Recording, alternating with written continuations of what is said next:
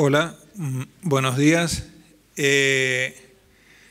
Modestamente, como endocrinólogo, no soy cirujano de columna.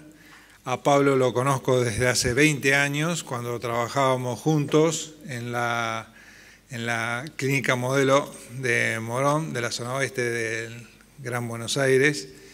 Y agradezco tu invitación, Pablo, y a todo el comité organizador de este curso, que realmente yo como endocrinólogo estoy desde afuera como clínico viendo los trabajos a nivel quirúrgico en columna, y cuando yo en su momento le sugería a Pablo de que estudiase a todos sus pacientes en el prequirúrgico para mejorar su calidad ósea, ya que él siempre venía a comentar los casos donde se movían los tornillos o se aflojaban las prótesis por la mala calidad ósea.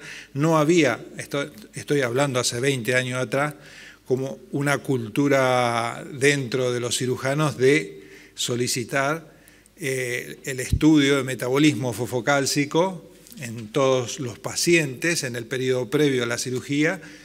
Sí, por supuesto, ustedes siempre han contado no solo con los estudios radiológicos, sino con las resonancias y tomografías cuando evaluaban todos los casos de hernias de discos y aplastamientos vertebrales, debido a que estamos hablando de pacientes en general, mujeres añosas, posmenopáusicas, que ya se sabe que 20% de la masa ósea se pierde en los primeros años de la posmenopausia, y ahí comienzan el aumento del riesgo tanto de fractura de cadera como aplastamientos vertebrales, en el hombre también, y fundamentalmente en aquellos que han padecido enfermedades reumatológicas o enfermedades pulmonares crónicas que han tenido que usar alta dosis de corticoides como factor coadyuvante para la pérdida de masa ósea y el deterioro de la calidad de su hueso.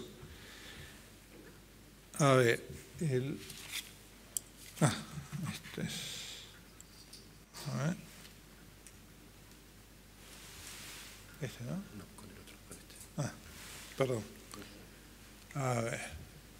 Bueno, por supuesto, como siempre le digo a Pablo, el mejor método de diagnóstico para ver la densidad ósea es la densitometría y evaluar si está en rango de normalidad, osteopenia o osteoporosis, y que deberían comenzar a derivar al paciente si realmente yo no les voy a dar una charla de lo que es el estudio y el tratamiento de osteoporosis, sino que mi sugerencia es que en su equipo, donde estén trabajando, deriven al paciente a un endocrinólogo de confianza para que haga la evaluación del paciente, ya sea con densitometría, sabiendo que el diagnóstico de osteoporosis es con menos 2,5 de desviación de estándar y con una osteopenia entre menos 1 y menos 2,5, y ese paciente ya debe ser tratado para justamente evitar lo que se ve en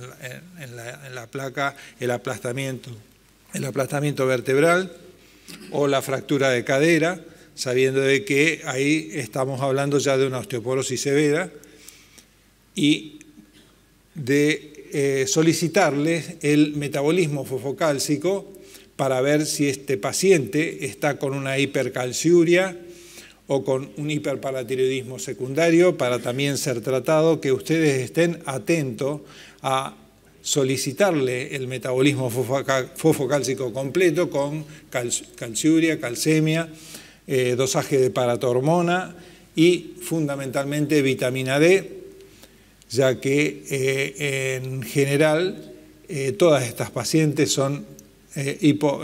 cursan con hipovitaminosis, y esa hipovitaminosis genera un hiperparatiroidismo secundario con mayor pérdida de calcio y se empeora más ya su osteoporosis debido a la menopausia y a la falta de estrógeno,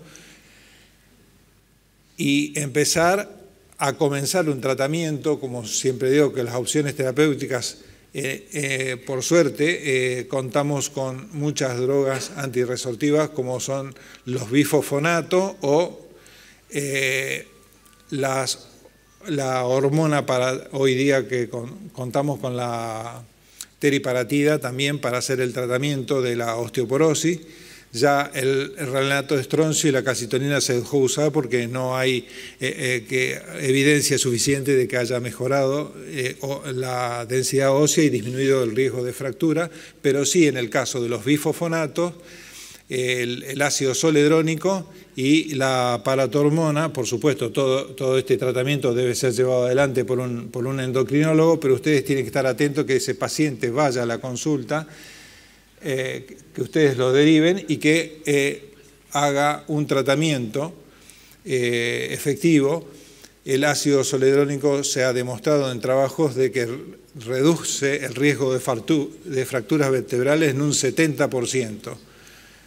Fue un estudio hecho en 7.765 mujeres con una DMO menor a menos 2,5 y la utilización del ácido zoledrónico vía endovenosa, que se puede hacer inclusive en consultorio externo, por venoclisis, se pasa a 5 miligramos por vía endovenosa en 15 minutos. Entonces no tiene excusa de decir de que el paciente no puede realizar el tratamiento cuando es algo tan sencillo de prescribir y de indicar. Pablo lo ha hecho en su consultorio en varias oportunidades por mi sugerencia y con manejo de endocrinólogos de acá de la ciudad de Mar del Plata. Inclusive yo he venido a atender en Sustenta en alguna oportunidad y hemos colocado, y él mismo me ha manifestado la mejoría de estos pacientes y la mejoría de inclusive que un año posterior a la cirugía siguen firmes esos tornillos y esas prótesis que han colocado en columna, mejorando la calidad y disminuyendo la incidencia de aplastamiento vertebral.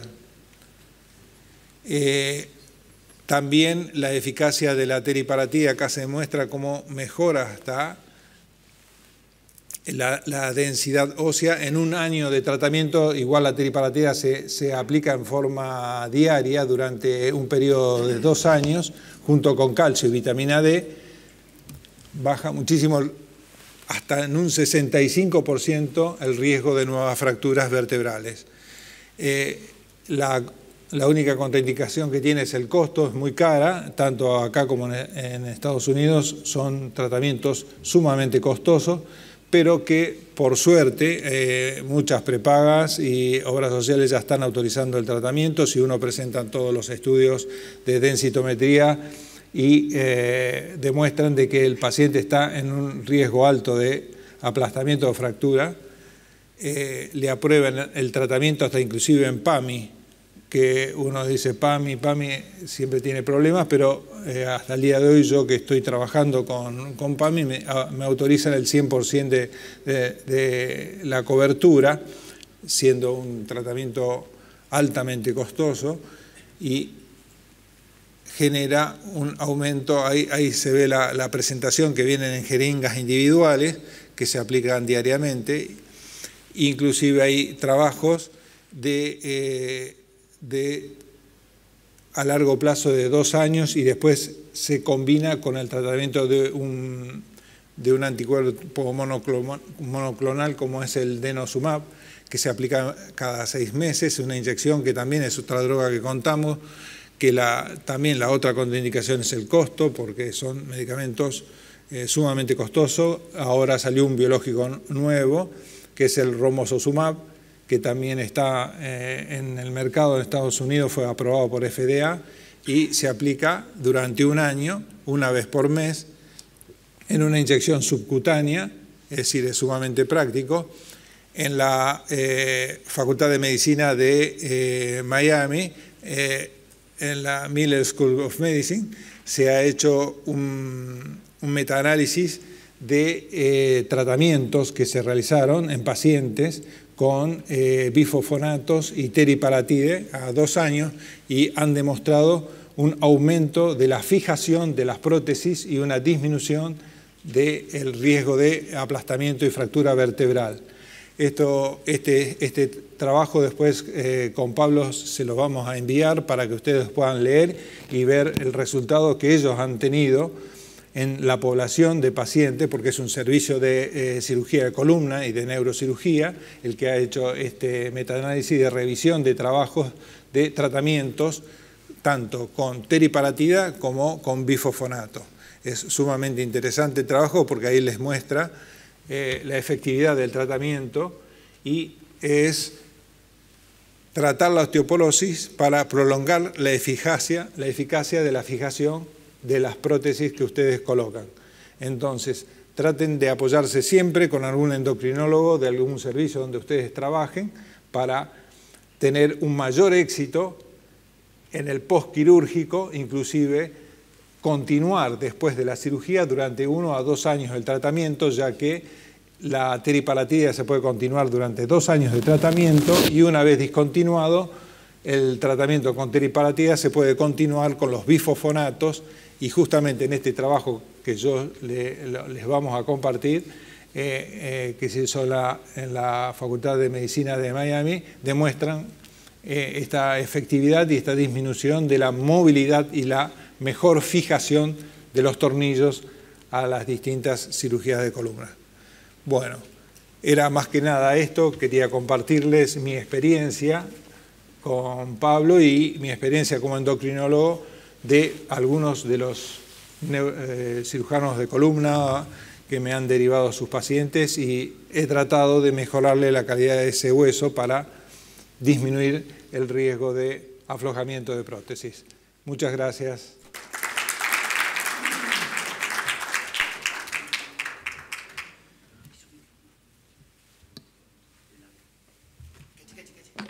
Una preguntita. Sí, cómo no. Sí. ¿Cómo está, Gustavo? ¿Qué tal? ¿Qué decís? ¿Cómo le va, doctor? Gracias por venir. También hemos trabajado juntos en el San Juan de Dios y Gracias en el consultorio. por venir. Te agradezco mucho esta presentación porque nos desasna bastante la cabeza desde que te conocimos personalmente. También hemos aprendido bastante a través tuyo de cómo tratar nuestros pacientes o mejor dicho, no tratarlos, es decir, empezar a poner prótesis que sabemos que van al fracaso, que es muy importante eso. Y algo que te quería comentar es si vos te basás un poco, que yo muchas veces eso se lo explico a los residentes y a los chicos que se están formando en ortopedia en general, si te basás antes de tener todos los estudios con una cosa rápida en las radiografías de columna y cadera. Por ejemplo, para con algunos datos que nos aportan las radiografías simples, ¿sí? Así como un pantallazo como para saber de que ese paciente ya está teniendo algún inconveniente. Sí, fundamentalmente las radiografías de columna, tanto de frente como de perfil, donde se ve el marco adelgazado del cuerpo vertebral con una rarefacción de la imagen que ya da una sospecha de que es una vértebra osteoporótica y ahí rápidamente pedir la densitometría y por supuesto la medición de la altura de esos cuerpos vertebrales que también demuestran de si ya comenzó el aplastamiento en forma de cuña al principio, bicóncava o aplastamiento. Por supuesto que la signosintomatología, el paciente siempre viene con la queja del dolor de columna ante una caída, ya sea de parado o sentado, de sedentación, en forma brusca, con un cambio de la postura y aumento de la curvatura dorsolumbar. Justamente la radiología es lo primero que nosotros solicitamos, inclusive en tanto las obras sociales en las prepagas no solo solicita la densitometría, sino que vaya acompañado de placas de columna de frente y perfil, porque ellos evalúan también la gravedad del caso, que no es lo mismo tener una densitometría con una desviación estándar de menos 2.5, sino también que haya antecedentes de aplastamiento o fracturas previas, como la fractura de Colés, que también es otra de las fracturas tan comunes en las personas mayores, que cuando caen lo primero que ponen son los brazos para evitar el impacto de la cara. Es la primera fractura y bueno, ya al año aumenta hasta un 50% el riesgo de fractura de vértebra cuando ya el paciente viene ya con una fractura de Colés previa. Y con más razón debe comenzarse lo antes posible el tratamiento, ya sea con bifosfonatos, con anticuerpos monoclonales como el denosumab o el romosozumab, que es el nuevo que ha salido ahora al mercado, y el uso por supuesto, el dosaje y el control de los niveles de vitamina D, ya que el hiperparatiroidismo secundario al déficit de vitamina D, de tener suplementado ese paciente y que tenga una dieta rica en calcio de 1 gramo diario de calcio, ya sea carbonato o citrato de calcio. Otra de las discusiones que tenemos muchas veces en el servicio de endocrinología es que se receta mucho el carbonato de calcio, que es el calcio base Dupomar, y sin embargo el que mejor biodisponibilidad tiene a nivel intestinal y mejor absorción tiene es el citrato de calcio. Es decir, uno tiene que chequear que el paciente esté, si no tiene una dieta rica en calcio, que esté suplementado con 1 gramo de calcio, pero que ese calcio sea citrato, no carbonato, porque el citrato de calcio es el que mejor se absorbe. Y la dosis mensual de vitamina D de 600 a 4.000 unidades, y que ese valor sea de dosaje de vitamina de control que se hace en el paciente, que esté entre 30 y 60 unidades o nanogramos por mililitro en sangre, que no esté por debajo de esos valores, sino enseguida debe suplementarse con vitamina D, ya sea en la dosis que hay, que vienen en cápsulas de 10.000 unidades de una dosis mensual, hasta lograr a los 6 meses un nuevo control y que ese nivel de vitamina D se normalice, y van a ver que inclusive la paratormona también, si estaba levemente aumentada por ese déficit de vitamina D, se va a normalizar y por ende va a disminuir el riesgo de hipercalciuria y pérdida de calcio por orina. ¿Alguna pregunta? Sí. Primero Sami y después... ¿sí? Bueno. Gracias. Buenos días, doctor. Buenos días. Gracias por transmitirnos los conocimientos que nosotros en esos... Pero la pregunta es, ¿usted indica el uso o hacer el diagnóstico de osteoporosis y en qué caso las unidades Hounsfield? ¿Perdón? Las unidades Hounsfield por tomografía computada. Bueno, está... no solo por tomografía, sino también el QPCT, que también es otro estudio, que ayuda a ver la calidad y en cierta manera, ver la histomorfometría de esa vértebra, ¿no?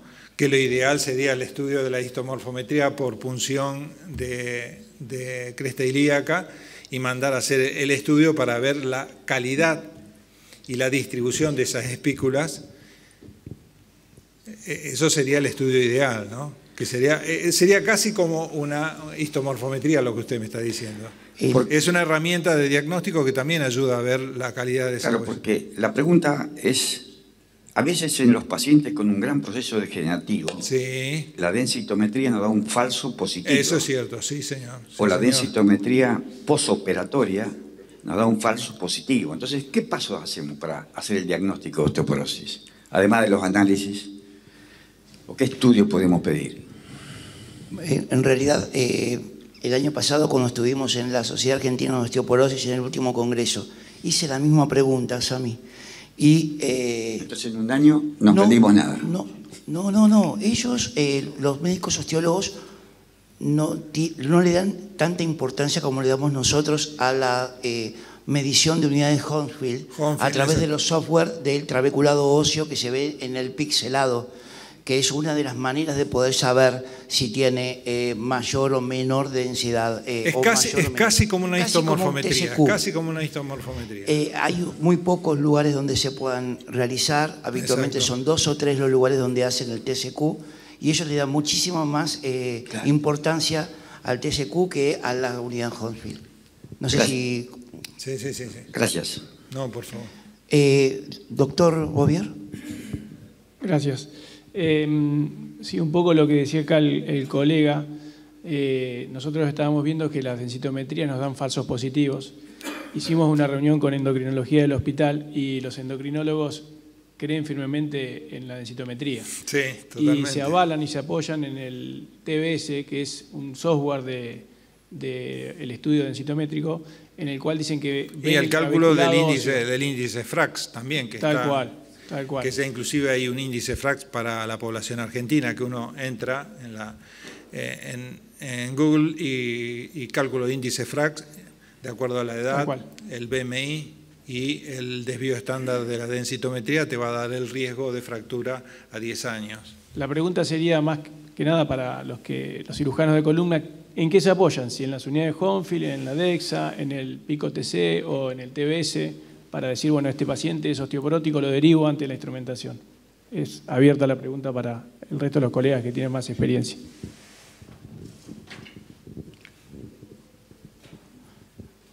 Pedro, te contesto. Es un tema que me apasiona desde hace un tiempo que estoy con esto. Creo que el concepto que quiere transmitir el doctor Gase es... Inicien el tratamiento. Inicien el tratamiento. Exactamente. Apenas tengan el diagnóstico. Creo que hay que prestar atención a lo que venimos haciendo, imágenes radiológicas, imágenes tomográficas con Huntsville, porque hasta ahora nos da especificidad, a pesar de que ellos opinan distinto, y el metabolismo fosfocálcico, la medición de enzimas tanto de formación como de resorción ósea. Las de formación son osteocalcina y la fosfatasa alcalina ósea, y las de resorción ósea, la deoxipidinolina, que está elevada, beta-cross-lab, y el beta-cross-labs, que son partículas de degradación del colágeno. Del colágeno. Tipo... Telopéptido C. Si están incrementados por encima de 600 o por encima de una deoxi de 8, corregime, 8.4, las chances de tener una actividad resortiva es muy alta, entonces podés empezar con algún tipo de tratamiento si no lo tenés que operar antirresortivo. Ahora, si lo tenés que operar, evaluar cómo está la paratormona intacta. Si la PTH está muy encima, por encima de 80 y tiene un hiperparatiroidismo que puede ser primario por un adenoma paratiroideo o secundario, por ejemplo, por un déficit de vitamina D, las chances de tener que darle teriparatide son bajas. No puedes darle teriparatide a un paciente con hiperparatiroidismo. Entonces, por ahí viene el concepto que dice el doctor Gase de indicar el tratamiento con romosozumab, que es un tratamiento con antiesclerotina, es decir, es un medicamento que actúa sobre la esclerotina. ¿Me corregís? Exacto. Aumentando la actividad del osteoblasto súper caro, ¿no? Exacto. Pero bueno, esto es una manera también de poder colaborar y preparar al paciente antes de una intervención quirúrgica, ¿no? Sí. Inclusive después de la intervención quirúrgica continuar con el tratamiento por lo menos durante un año. Y van a ver la ganancia y inclusive la fijación. En este artículo que después se los vamos a enviar, ellos determinan que aumenta la fijación de los tornillos. Cuando hablas de tratamiento secuencial, ¿se da a la vez tanto el antirresortivo como el formador de hueso? Sí. ¿Los dos juntos? Los dos juntos se puede dar. Tanto paratormona como denosumab. Teriparatide y denosumab se va. Inclusive cuando se discontinúa después de los 2 años de tratamiento con paratormona, se continúa con un bifosfonato o se puede continuar con denosumab cada 6 meses o romosozumab durante un año. Perfecto. ¿Alguien más quiere hacer alguna pregunta? Bueno, muchas gracias, Gustavo. Entonces, pasamos a la siguiente charla.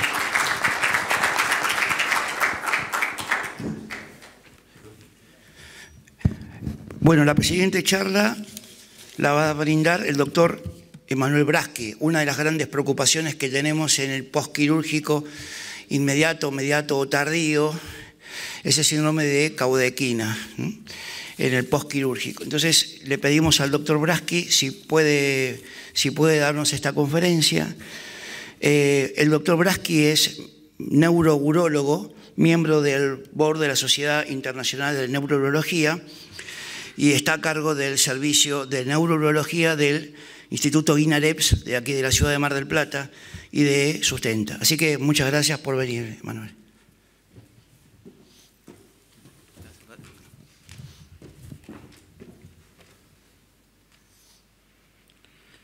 Muy bien, muchísimas gracias primero al comité organizador, a Pablo, Marcelo. Siempre intercambio de distintas especialidades. Yo vengo desde la urología y con una dedicación prácticamente exclusiva a lo que llamamos neurología. Así que muchísimas gracias, que los conozco también por trabajar en Sustenta ya hace unos cuantos años.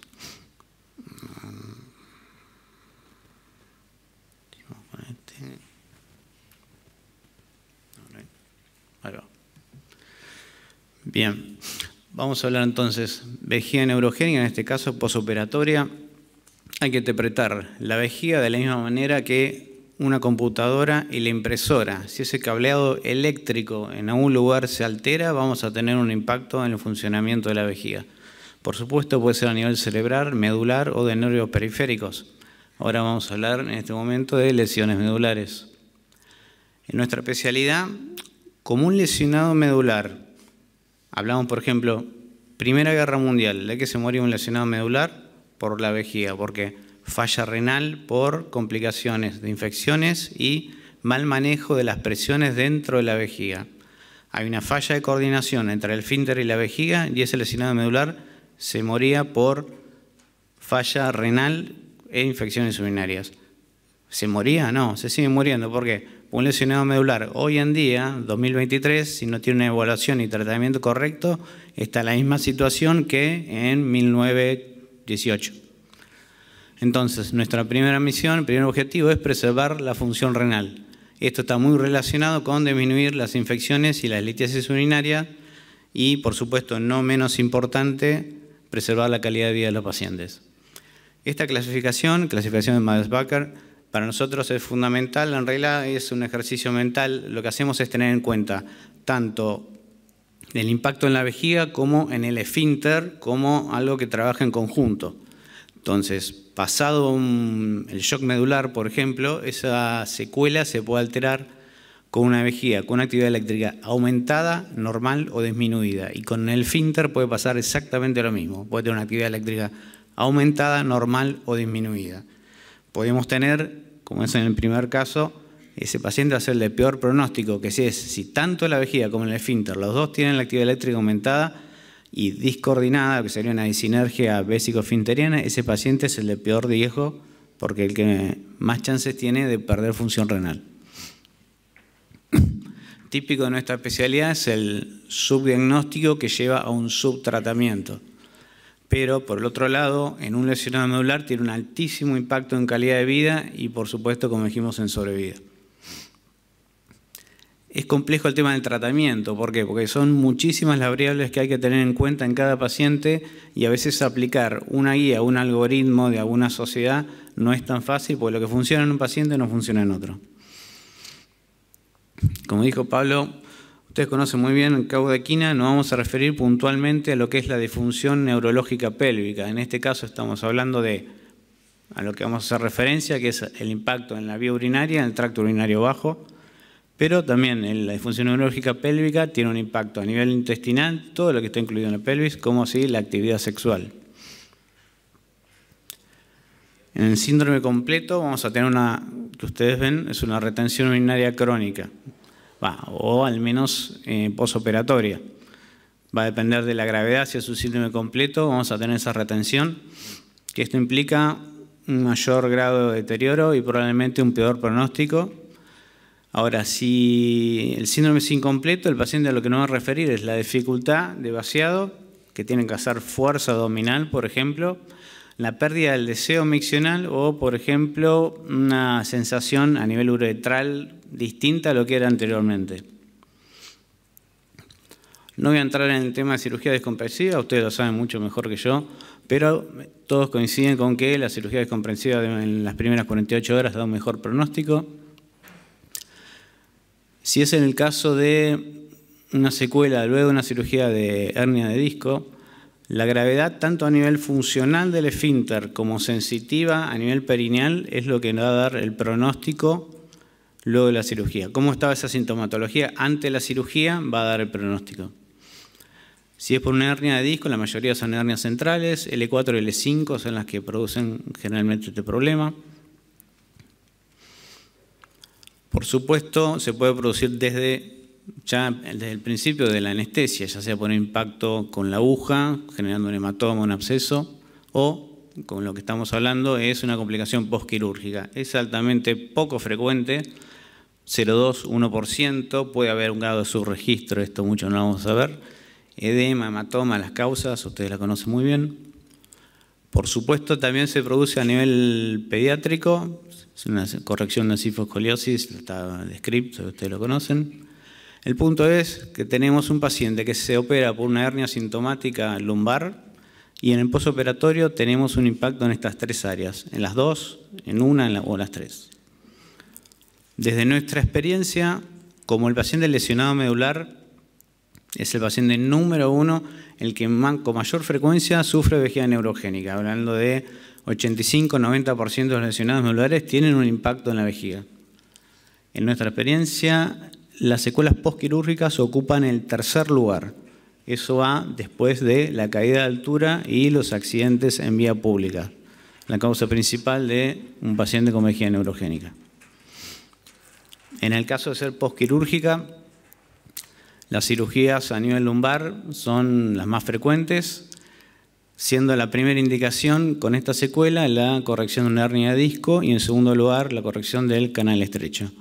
Lo que vemos típico es que generalmente en su gran mayoría son lesiones medulares incompletas. Nuestra obligación ante un paciente con estas características es establecer un estado base. Como nos preocupa la función renal, primero establecemos desde el punto de partida qué función tiene ese paciente, un clínico de creatinina, una ecografía renovesical con residuo postmiccional para ver qué calidad tiene y qué también vacía su vejiga el paciente. Y el estudio hidrodinámico, que es el que más información nos da. ¿Qué queremos evitar? Estas complicaciones, típico en lesionado medular, que comienzan con formación de litiasis vesicales por la falla de coordinación entre el esfínter y la vejiga. Lo primero que vamos a ver es, en una ecografía, el aumento de espesor de la pared vesical. Esa es la primera alteración anatómica que nos avisa que algo está pasando y es un estudio económico y fácil de hacer. Si tenemos la chance de hacer una videourodinamia, ese es el gol estándar. Básicamente tenemos una fase de llenado vesical, una fase de vaciado vesical, todo eso se registra con una computadora, sumado a una electromiografía de superficie, y nos va a dar básicamente qué presión y qué capacidad maneja la vejiga. La presión nos dice de qué alto riesgo, medio o bajo tiene ese paciente. Así se ve una urodinamia apoyada con radioscopía, se llama videourodinamia. Estas maniobras, que todavía en muchos lugares se siguen indicando, si no hay una urodinamia que respalda la seguridad, están totalmente contraindicadas. No se hace una presión en el área suprapúbica ni se le indica valsalva al paciente para vaciar la vejiga, porque esa presión con la que el paciente orina también se transmite hacia los riñones.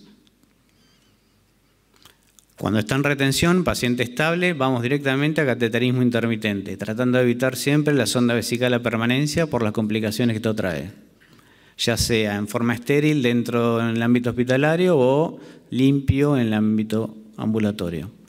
Si el paciente tiene un exceso de actividad eléctrica, vamos a ir a el cateterismo intermitente apoyado con anticolinérgicos. Ese es el planteo básico. Si es un paciente de mayor edad, siempre vamos a contraindicar la oxibutinina porque está asociado a demencia. Vamos a preferir anticolinérgicos selectivos M3 como solifenacina o darifenacina. Otra droga, por suerte, que tenemos disponible son los agonistas beta 3, como el mirabegrón, que lo podemos usar de manera escalonada o combinada. Cuando todo esto falla, tenemos que pasar a un segundo escalón de tratamiento, esto es toxina botulínica. Ya hay más de 20 años de experiencia con esto.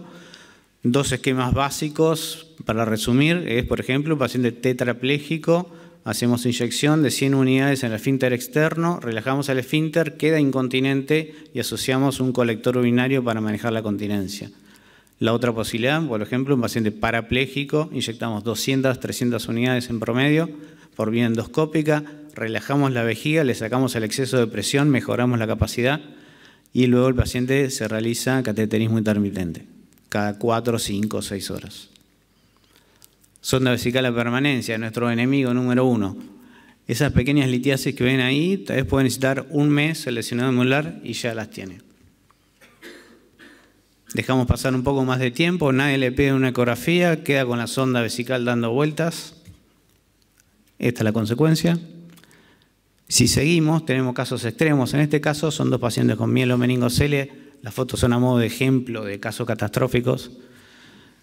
La segunda imagen es una litiasis de 10.5 centímetros. En su momento, en el 2010, era récord mundial en vejiga neurogénica. En el otro lado podemos ver un riñón anulado, reemplazado por una litiasis coraliforme, una hidronefrosis severa y una vejiga completamente llena de litiasis. Esto pasa en vejiga neurogénica cuando no son bien evaluados los pacientes. Reflujo vesicoureteral, un impacto directo de infecciones y altas presiones a nivel renal. Lo clásico de lesión medular. Primero la lesión medular y después el regalo de la internación en un cambio de sonda, un enfermero no muy bien entrenado que genera la estenosis de uretra, luego una falsa vía, un impacto directo en calidad y esperanza de vida. Generalmente mujeres suelen tener como complicación una incontinencia de orina de esfuerzo. Es fácil hacer una inyección de sustancia de abultamiento al esfínter externo con estos agentes de abultamiento que producen un efecto similar a lo que es en cirugía estética en los labios. Le da más fuerza al esfínter externo y disminuye la pérdida de incontinencia. Si tenemos un exceso de actividad eléctrica, podemos ir a esta técnica relacionada a la electroacupuntura china. Es simplemente una aguja de electroacupuntura que lo que finalmente lo que termina haciendo es regular a nivel sacro ese exceso de actividad eléctrica. Si vamos un escalón más arriba en tecnología y costos, podemos hacer neuromodulación sacra. Esto tiene un impacto potencialmente tanto en la parte urinaria, intestinal como sexual. Esa es como se colocan las agujas. Tenemos las indicaciones: incontinencia de orina, urgencia urinaria. Es un paciente que no tiene incontinencia de orina, pero tal vez tiene que ir al baño cada hasta 15 minutos, totalmente incompatible con la vida social. Incontinencia fecal, retención urinaria no obstructiva, no es para un paciente con prostatismo, sino que la vía urinaria tiene que estar libre. Y finalmente el dolor pelviano crónico puede ser una indicación. Esa es la posición del paciente, colocamos la aguja en S3, pasamos los electrodos, en este caso es bilateral, vista de frente perfil, 4 electrodos y esos 4 electrodos se trabaja y se programa de distinta manera según qué tan cerca de la raíz fue la colocación del electrodo. Finalmente, si el resultado, hay una fase de prueba, en una semana aproximadamente, si el resultado clínico es positivo, en una mejoría de un 50%, se hace el implante definitivo. Este es un implante que hicimos hace ya 10 años, ahora son mucho más pequeños, pero a modo de ejemplo, este fue el primer implante en lesionado medular incompleto. El seguimiento, fundamental en todo tipo de lesionado medular, sobre todo si hablamos de una secuela que va a largo plazo. El control, como dijimos, función renal, 1 por año mínimo, ecografía renovesical y estudio urodinámico. Podemos diagnosticar la secuela con una leve hipertrofia de la pared vesical o llegar tarde y con una gamografía renal con una pérdida de la función renal, como se ve en la segunda imagen. Muy bien, eso sería todo. El tema es, a todos, nosotros tenemos una especialidad quirúrgica también, al que le gusta operar tiene complicaciones, el que no quiere complicaciones que no opere. El tema es, una vez que tenemos la complicación, no es tratar de mirar para otro lado y decirle, no, es normal que pase, ya se va a ir solo. Es mucho más fácil y el resultado es muchísimo mejor, tanto para los que tenemos la complicación como para el paciente, trabajar de manera multidisciplinaria. Muchas veces simplemente es un comprimido lo que al paciente le aliviana la carga en gran medida. Muchas gracias.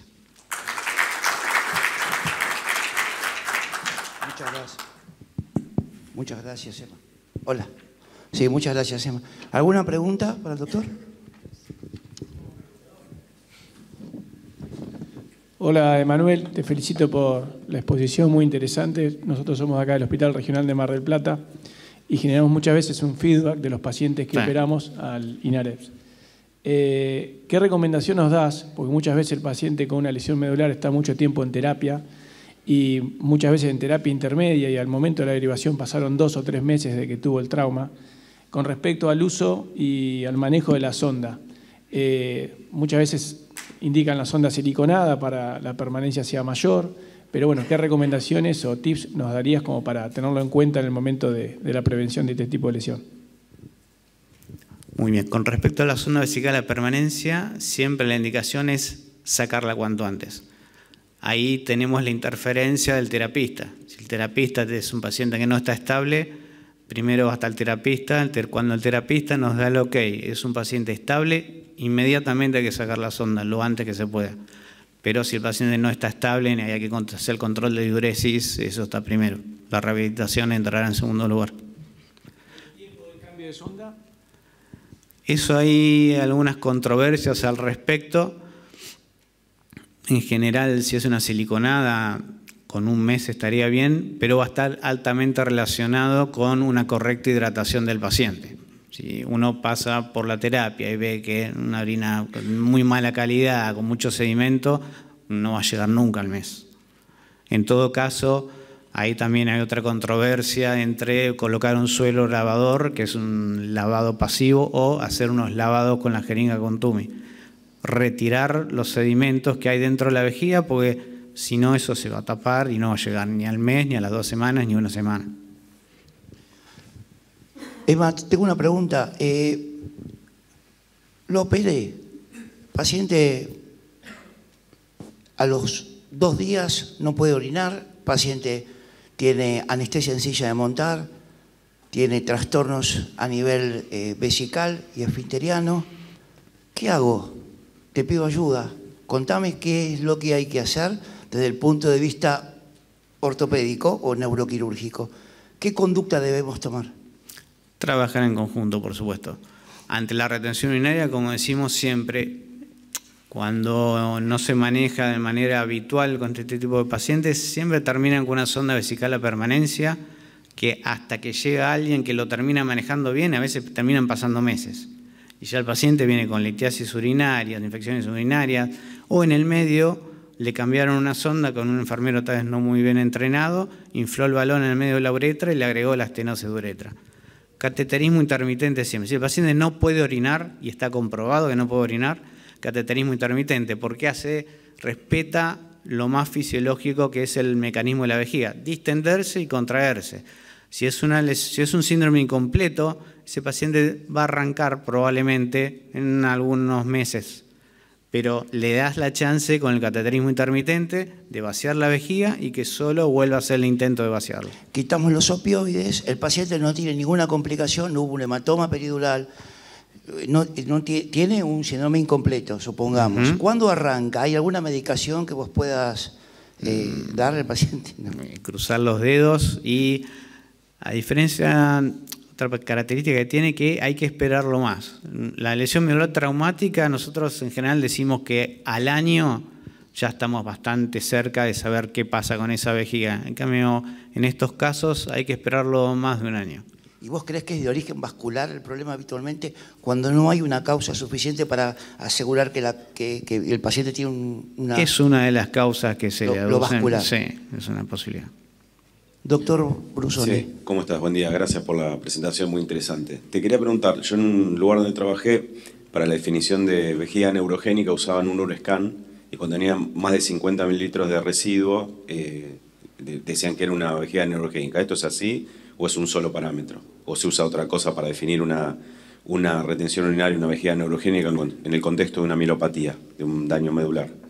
No lo tendría en cuenta. De hecho, si empezamos a hacer ahora una medición por ecografía en residuos posmiccionados que estamos acá, muchos van a tener más de 50. El impacto es clínico. Por supuesto, si hablamos de 500 mililitros ya es otra cosa, pero 50 mililitros sin ningún impacto clínico no tiene relevancia. Gracias.